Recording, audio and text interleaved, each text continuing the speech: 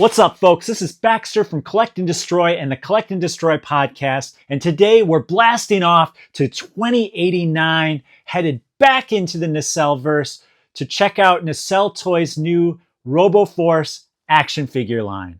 Specifically, we're going to be looking at Maxx 89, the fearless leader of the elite squad of super intelligent robots that make up RoboForce. First off, let's take a look at the packaging we have here. I know there was an initial release by Nacelle Toys with a completely different package. I'm really glad that they took a new look at it. I think this came after, putting a little more planning into the animated series, streaming now on Tubi.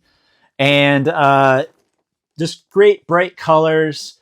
It really accentuates the design of the toy itself. And also, when you see the Nacelle Toys, whether it be Biker Mice from Mars, Moo Mesa, when you see all that stuff together, it really looks cohesive and it looks like Nacelle Toys, which is exactly what you want. What I like on the back here, and this goes with a lot of the Nacelle Toys, is they like to tell you a little bit of stories. Maxx 89 was built to lead RoboForce, but on the day of their grand introduction to the world, the Utopia Aegis 101 line of bots stole the spotlight and Maxx was relegated to RoboRooting the toilets of Detroit. I'm a huge fan of imagination, but even as a kid, I really liked when they laid down a ground base and kind of let you know who's the good guys, who's the bad guys, what's the story, where are they from? And, we got a lot of that from having animated cartoons that went along with Masters of the Universe, went along with G.I. Joe, Teenage Mutant Ninja Turtles. And I feel like we've kind of got away from that. So it's really cool to see Nacelle, who is well known for some awesome documentaries like The Toys That Made Us, which I just keep watching over and over and over again. And the movies that made us, and seeing them get into the animated world. And as they're releasing toys, you're also getting a story that expands upon the toys themselves. So let's dig in.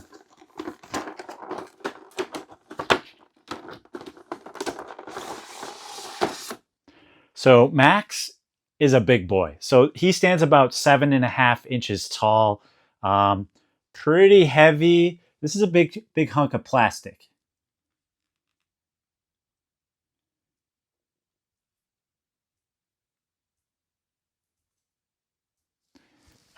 Great articulation. One unique feature is these suction cup feet, which is something that was taken from the original toy line back in the 80s. The suction cup feet make it a little difficult to balance at first, but if you play around with it enough, and I mean, most people are going to have this on a flat surface anyways. Flat surface, no problem. But just a really cool design. I mean, this looks like an 80s action figure, but updated with a modern presentation. I love the sticker right on his chest. That's very 80s to me. And then, of course, look at his face. What a great, personality that Maxx 89 has.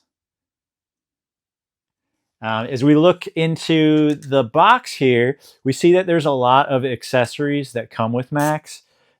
We've got this, it looks like an over-the-shoulder cannon.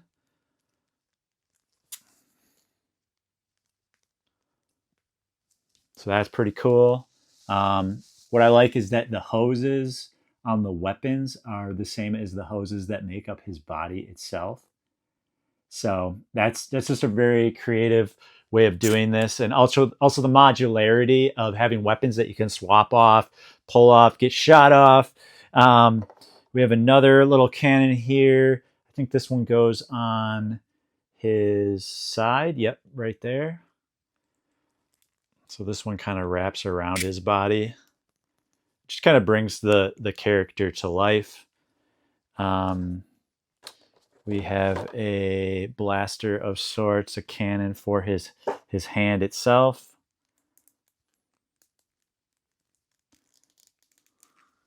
This little probe that goes on his back. Looks like a little like radar or something like that. all decked out and ready to rock.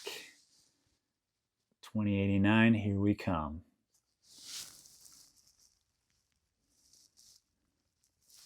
And there's actually one more accessory here. There's a swappable hand.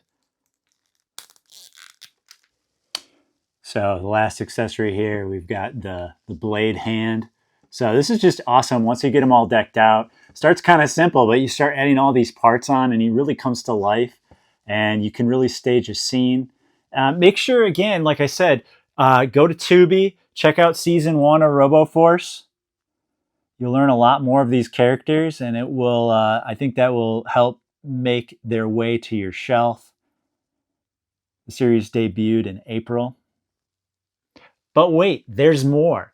On top of a toy line, an animated series, Nacelle is also putting out comic books. How cool is that? Nacelleverse, this is another place where you get those creative crossover between the toy lines, between the properties. I've got issues 1, 2, and 3 right here. Melissa Flores, Elton Tomasi, and Julio Brilha. These are awesome quality comic books. Not just an afterthought, but these actually help to tie everything together. Again, make sure that you're checking out NacelleStore.com, all Nacelle retailers.